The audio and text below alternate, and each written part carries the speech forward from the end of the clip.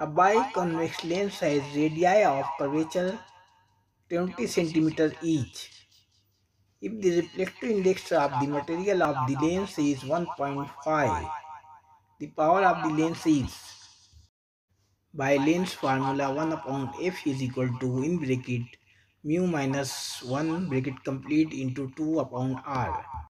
By putting the value, we get 1 upon f is equal to in bracket 1.5 minus 1 bracket complete into 2 upon 20.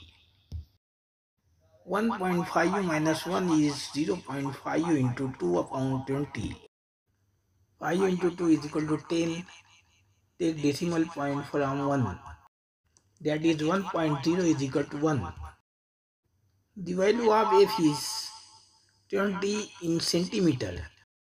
Now power p is equal to 1 upon f in meter. So multiply by 100 into 1 upon 20. 5 times 20 is equal to 100. So we get answer plus 5d. The sign plus is for convex lens.